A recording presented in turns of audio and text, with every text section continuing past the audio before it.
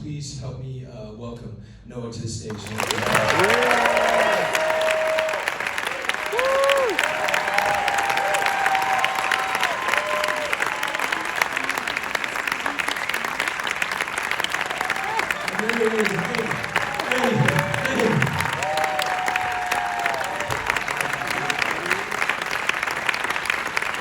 Jon Bernthal right here.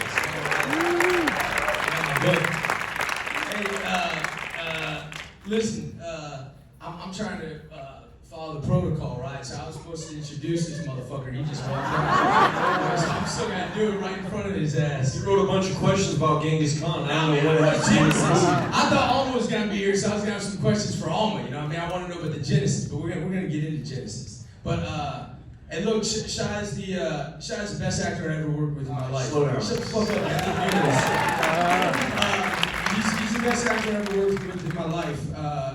Shia is he's raw and he's honest and he pursues the truth unlike any other. And I have undying respect for him. And man, I'm proud of you and I'm inspired by you and I love you, man. I can't be very much. Let's get full of both one more time.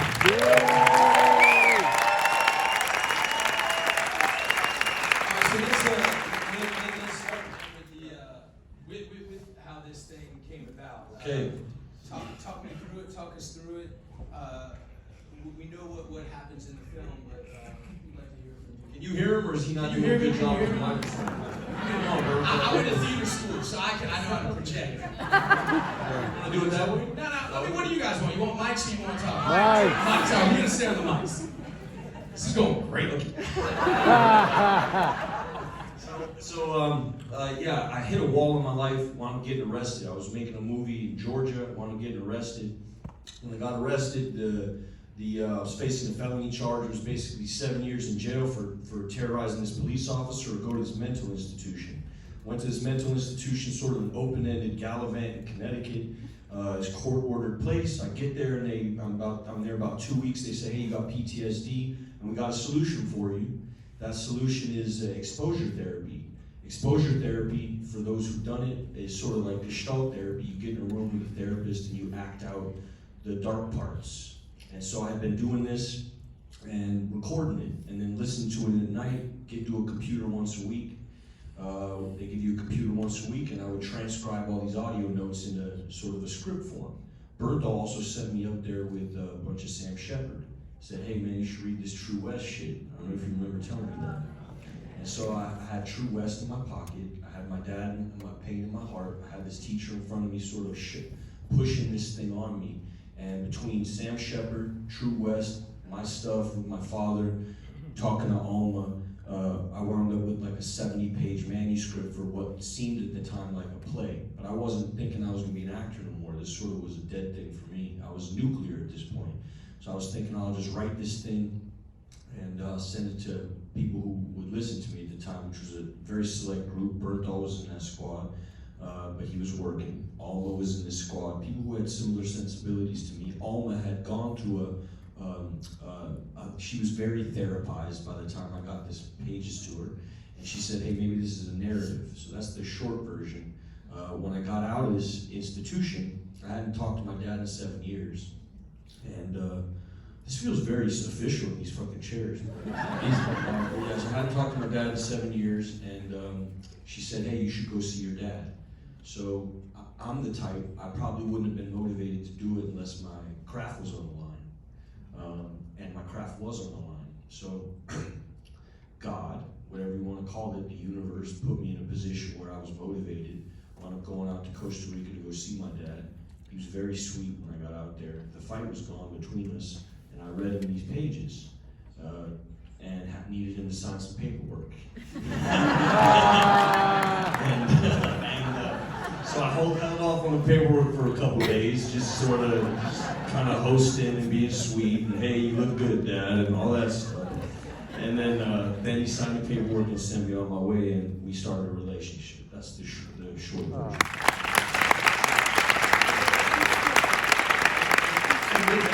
Just talk about look. If y'all haven't seen Alma's films, run, like don't walk. Her documentaries are they're in a league of their own. I'd watch a documentary that she'd make on fucking snails fucking. Like she's incredible. I'm not surprised that she's did such incredible work here. But talk about then Alma's involvement. You sent it to Alma, and then what, you guys workshop the script together. How does that work? So Alma, if you've seen Alma's work prior, she sort of does a gestalt therapy in her work. So she'll film her subjects. Terrible word, I don't know what else. She films the people who she's working with, and then she goes back to these situations with these people and sort of dances them out, physicalizes them. So she had her own version of these things and sort of plays with reality and dreams in a way where I was sort of in the middle also. I hadn't lived this ending. Plus, like I said, she was therapized, was sort of, at this point, kind of my sponsor. So I had sent her this stuff. She sent me to meet my dad. I got back home. We started workshopping in a room. And right around this time, we started looking for Noah. But yeah, she was very hands-on with the script, pretty much wrote the last 30 pages with me in a room. I had recorded a bunch of conversations with my father. She would say, hey, this is a good bit, this is a good bit, this is a good bit. And then we started like whittling down the script, and then we found Noah. All right, so, and also I think if you watch her films, the subjects, like you said, the people that her films are about are just, I mean, it's unbelievable. I mean, it's kind of all there. So I want to ask you about that. Talk about the search for Noah, how you found what you saw in this beautiful young man, and just what you and Alma found. Because I know it, and it's incredible what he did. What did y'all see? Well, we wound up seeing like thousands of people, and it's quite a narcissistic endeavor. Go find a young you, and you sit in the room like, nah, he ain't it. You don't got it. You're looking at little kids, so you feel extra crazy. But then one day, they're like, oh, well, he's British, so bear with him. And I'm thinking, fuck British. And he winds up coming in, and he's got the stuff. He didn't even walk in the room. I saw him in the parking lot because I wanted to go I wanted to meet his father. Heard his father was in the room, and I thought, ooh, I gotta see Dad. Met Dad. Dad was a sweetheart. Wasn't something I was expecting, and also way with this thing, this craft, and he was promoting it in his kid. His kid was outside running pages. He wasn't sitting there with his son. Like we'd seen like hundreds of people before that. Parents were sitting right next to their kid. He was sort of outside pacing. And I thought, ooh, that's a good sign.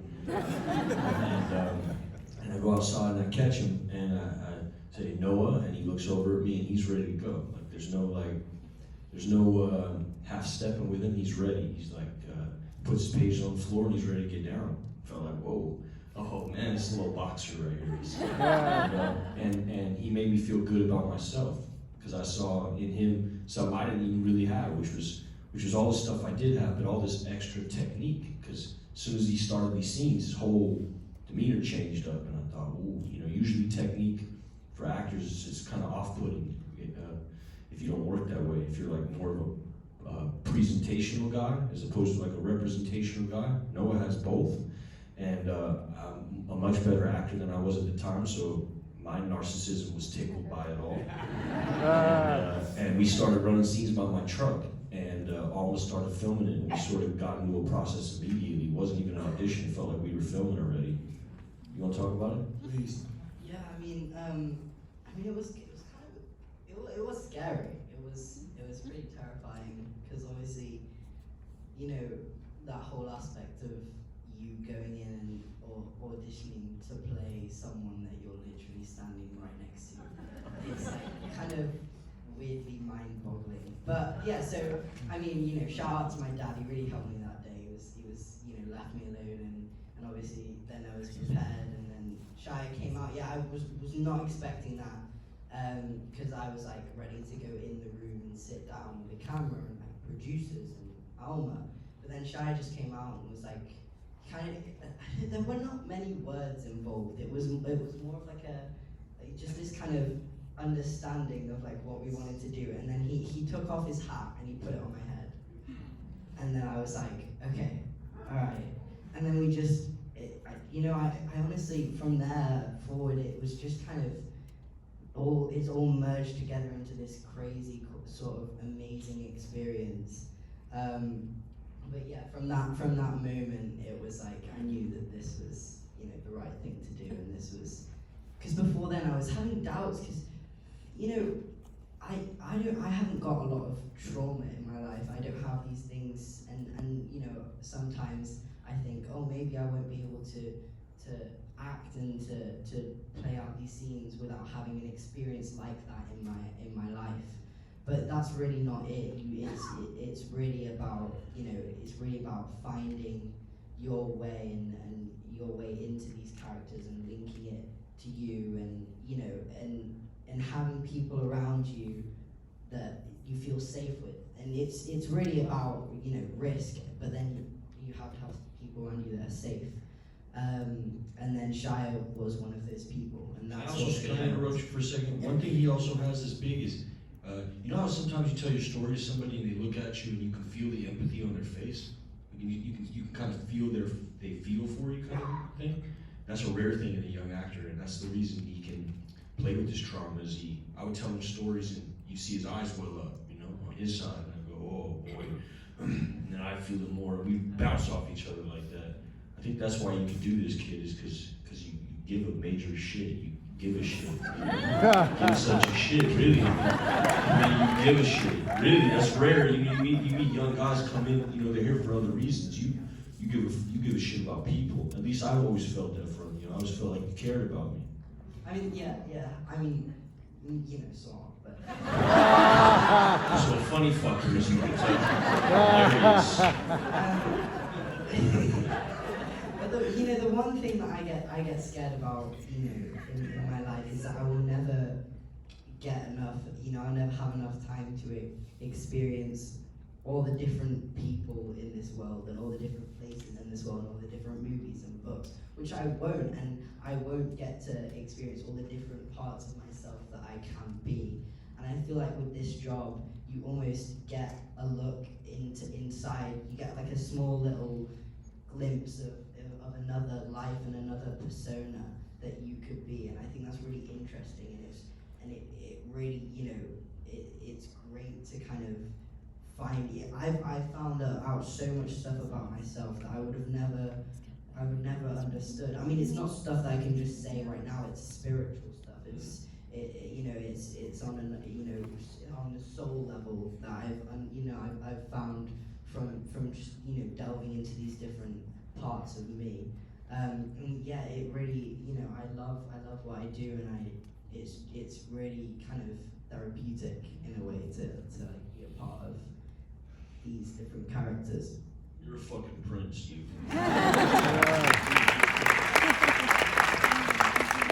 Always, at what point did you decide that you were gonna play Otis's dad? Was that something therapeutic? Was that something? And when I left you, I was out the game. I was ready to just hang it up. You saw me before I left. But yeah, Alma was like, I'm not gonna make this unless you do it. I was sending it out to all Were you guys. pushing back? Yeah, I was saying no way. You know, I was literally sending my pages to like guys like Mel Gibson, dudes I looked up to who I thought had the temperament. Sean Penn, you know. Luckily, they didn't never email me back. Thanks, guys. Yeah, when I'm getting their emails and sending it to them, they were like, nah, fuck off. And so between them telling me to fuck off in silence and Alma pushing real hard, yeah, we're on the set again. I mean,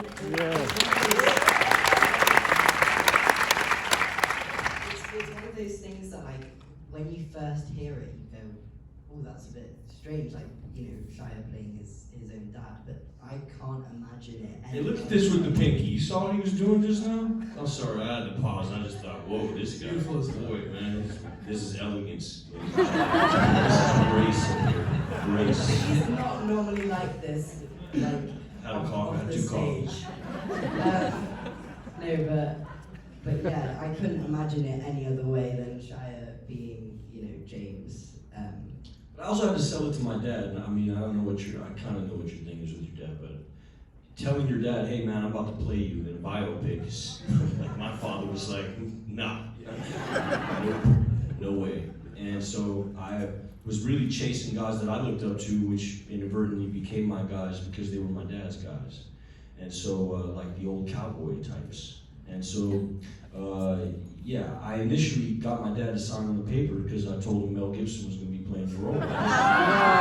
Boldface to him. He said, all right, well, if Mel's going to play it, then I can see this thing now. And then got him to sign the paperwork, went home, no Mel Gibson email, and then got to work. But yeah, those were the guys I had envisioned to play him, because they had that rawhide and also that heart. They're lovers. With that, I mean, you know I'm a monkey on the computer and shit, so I apologize. I haven't looked at any other interviews. You might have been asked this before, maybe. What do you take? Like, what do you learn about your pops? Like, what do you learn? Where do you empathize with him, and how have you grown? What do you think about fatherhood now? Yeah, well, Yup.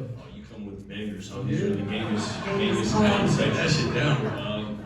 Yeah, I mean, I had an open wound with my father where there was a lot of woe is me going on, and you know, I had never really looked at it from his side. He would tell me his stories, but I always thought about the result of my life, you know.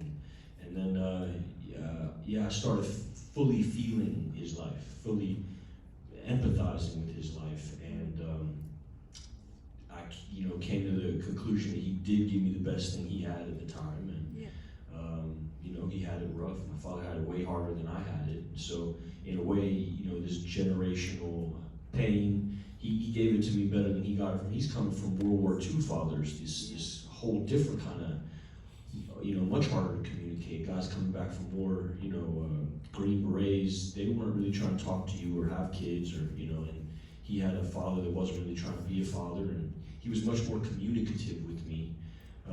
Hence my eloquence. My father came from something harder, and I felt like I got it better than him. And when I went into those therapy rooms, I was on a woe is me kick, and I came out on a woe is him kick.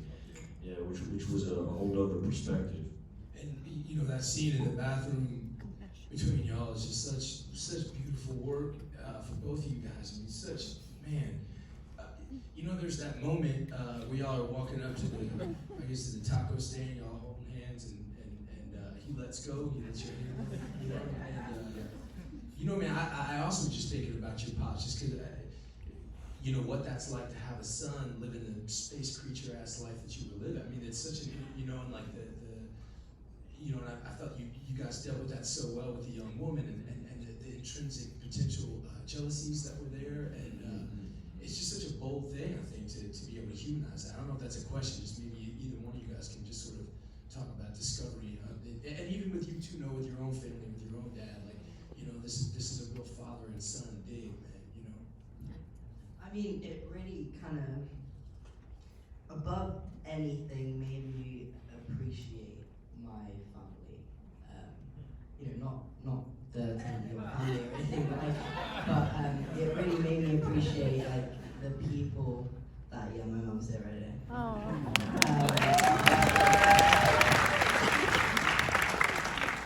But yeah, it just really made me appreciate the people that I have, you know, surrounding me, and you know, draw them closer and focus on them a bit more. You know, because they're just normality. You know, you don't think about them much. You know, my mum's annoying. She annoys me every day. It's that sort of thing. But like, sorry. But I learned to really appreciate them and really savor them and their love for me. I think it really, you know, opened my heart to that. Speaking of what you talked about earlier, and also, you don't annoy me, woman, you're a G. Absolutely. But that jealousy was real for me. I'd look at him and think, you fucking great actor, you. I mean, really, this is what I had with my father, was my dad was a rodeo clown looking at me like, you're so fucking good, you know? And I was looking at Noah feeling that too. There was days where you didn't talk. Were you aware of that back in the day, or were you aware of that? Did this process make you? Yeah. It was when I got around Noah and started seeing him on blast-off mode that I started going, oh boy, this is hard to deal with. This is hard to deal with. It's hard to be around this kind of shine.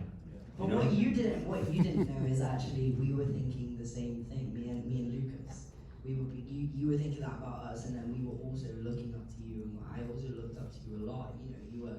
You know, we hung out so much on that, and I learned so much from you. See, but I was also thinking you were just talking me up because you knew I was wounded, because I was leaning on you so hard. So, see, that's what I'm saying. So I was thinking, one, it was this British niceties, British niceties, and I'm also second guessing everything, but also genuinely just being around him flex was like, whoa, oh, this is hardcore right here. This is scary, and this feels somehow minimizing, and it made me feel for my dad. Because I know that, you know, while it wasn't the same thing, it was similar.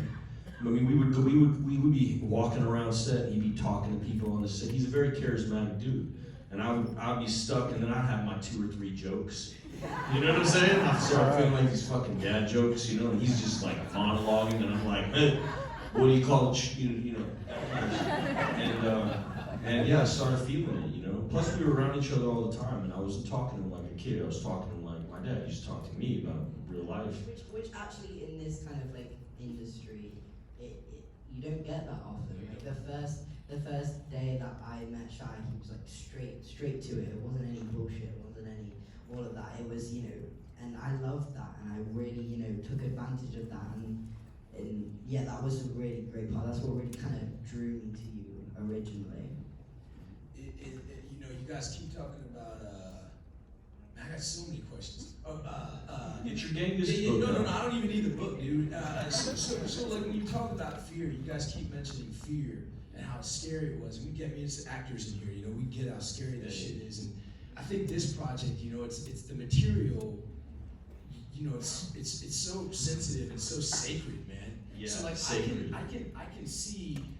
You know, I've often thought that, like, you know, if there's a project or even just an acting choice, if I'm fucking going about my shit and there's an acting choice, I'm like, oh, that's scary as fuck. Like, that's what I gotta run towards, the shit that scares me. And I'm wondering if you guys, I can think of a million reasons why all of y'all should have run the other direction from this. And like all you guys, like, this is too sacred, this is too. So talk about that. Talk about how you guys either stoked the flames of the fear, dug into the fear, helped each other through the fear. What role did fear play with you, and how did y'all, as an ensemble and as a group with Alma, tackle that shit? The one thing about this is, like, you know, I started it off going, oh, you know, let's, you know, gotta have some courage, we gotta go into this. But then I realized, no, you can't do that. You have to accept the fear, and you have to use it to your advantage, because actually in this film there's a lot of fear. There's a lot of, you know, unsafeness, and I felt that going into this because, you know, I'm a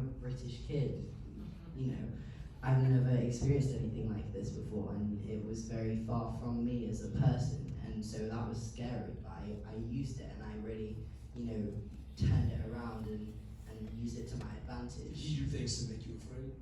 No, not at all. Actually, the one person that, you know, kind of, the reason that I did this was because of him. That it was that audition when I went in, and he, you know, he put the hat on my head, and I felt safe. You know, obviously there was you know,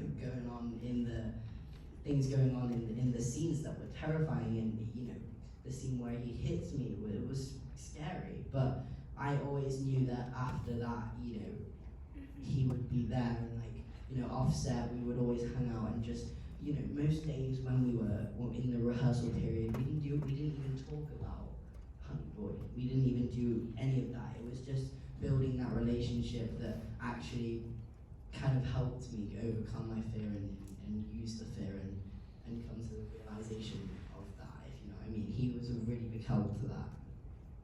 I mean, there was times where he'd come up to me, we'd do it once, and he'd go, nah, you really gotta go for this, he'd tell me. You really gotta go for this, you know. And we did one, like, faux slap in that scene, and we shot it, and I thought it was just fucking, he got there, and I'm like, whoa. And we finish, and we go back, and we're looking at the monitor, and he goes, no, I need one more. And we go back in the room, he closes the door, he's like, I need you to give it to me now. I'm like, well, I'm terrified. I'm scared, you know? And then he gets there, and the hit happens, and it's a whole different thing. Just as I always thought, like, I don't know if he's doing this for him, he's doing this for me, I don't know what's going on here, but this is a beautiful actor, brave and an equal. There was a time, that scene where the kind of monologue scene in my head, that sort of thing that we were shooting, it was the last day I think it was the last scene that we shot for this movie, and I was sat there outside, and I was doing the scene. I did it over again like 5 times. You know, I got there, I did it. I was happy, but then I just, you know, I wasn't satisfied enough. I needed another one. But then Shia just came up to me, and like everyone was like around. Everyone was resetting, and the lighting, and the cameras, and the makeup, and all of that was, you know, crazy. And then Shia just came up and hugged me, and that was it. That was the take. I can imagine, because that's the one where I felt it, and that was, you know, that was it. But actually, that sounds quite contradictory, because this whole scene is about him, you know, wanting a hug from his dad, but actually getting that before the scene, realized, you know, what it could be, and then him just like not listening to me. And also, just for context, at this point in the shoot, we're towards the end, it's handshakes. I'm not giving him a whole lot of love, you know. He knows I love him, but it's not like I'm hugging him every day, you know. We're doing these handshakes. I'm hugging Mom. So jealous of it. What has she done? But yeah, I'm trying to save some of these things, you know, like little wild cards, you know. Of course. Yeah, and he's doing it for me too, you know. Yeah. And we kind of knew that there were things that would pique us, and he knew all my songs, I knew all his. Yeah. So we got close, you know. Yeah. Actors like me, you know. Yeah. So so we would save some things for each other, and Alma was really good about scheduling things, scheduling scenes, scheduling things. What was a big part of this? She loves, like, I mean, this is her first movie, but she was really into the rehearsal period, and like getting to know everyone. And you know, because it's hard when you just get on set and suddenly, you know, oh, you're my dad, like the first day I met you. That's tough. And I mean, you know, you can do it, and me and Shia probably would have done it if that had happened, but it would have been a lot trickier, and we probably wouldn't have got going until the second week. Whereas in this, we were ready. I was like getting bored. I was, you know, there like 2 weeks to go, just going, I need to go now. I need to work. Yeah, I know we're getting that. Can I ask one more question? Don't be mad at me. Yeah, sorry. Well, we gotta get out of here. Some shit, y'all ready? You can't feel it. One more question. I'm sorry. This is actors and shit. This is one thing I really wanted to ask, man. Like fucking publicly, bro. I'm sorry. She gotta kill my ass. Look, man. You know, there's something that Lucas says early on in the film, and you know, we were in very close proximity. You know, I think at those times, man, and you're always in my heart, man. And you know, Lucas was talking to the therapist about how it's his job, you know, to be close to the trauma, to be able to access the trauma. And you and I talked a bunch about, you know, bleeding out for this thing, and needing to bleed the fuck out for this thing. And I'm just wondering, man, like, you know, for us actors, man, like, where are you at with that now, and how did this movie and how did this experience affect that? Just before you answer that, the one thing about Shia that annoys me is once he's in your heart, you cannot get him. Well, that's what I was going to say. The first thing you said to me when I met you is, and this is anybody who's worked with Shia, it's the first thing. It's Shia, my life has changed forever. Like he's changed. It's the first thing he said to me on Ford Ferrari. Shia, and we hugged, and then that connection's there. So you had this ability to go into things with such open eyes, such open heart that you change people forever. So I'm just wondering, man, where the fuck are you at with that? Yeah, I mean, okay, you want to go out like this. And both of you also, yeah. I learned a lot from Noah and Lucas. I learned a lot, you know, and also some of my ideas were just fear, just young actor fear, you know. Sometimes, sometimes it's destructive, you know, you get in other people's way. I'm getting more mindful of that, not getting in people's way. So I'm calming down, I think, you know, but I'm still fully leaning the fuck in. But yeah, leaning in and calming down. So I guess I would say with love hard and respect hard. Yeah, love hard and respect hard. I think I was just loving hard, leading with that fully, you know, respect. Fuck the bureaucracy of it. Wasn't no respect in me, as you know. I was just loving hard and leaning in. And now my respect is up, my love is just as full, and crisscross on each other, they inform one another. So I'm growing, just shaking off some of my insecure actor shit, really. And, I never did the Stanislavski Strasbourg tour.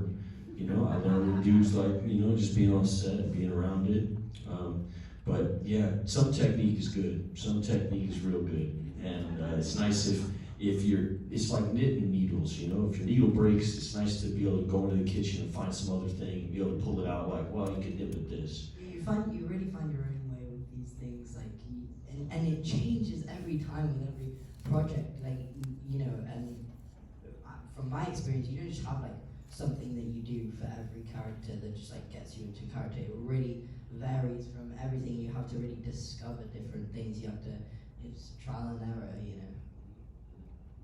Yeah, let's hear it for one more time.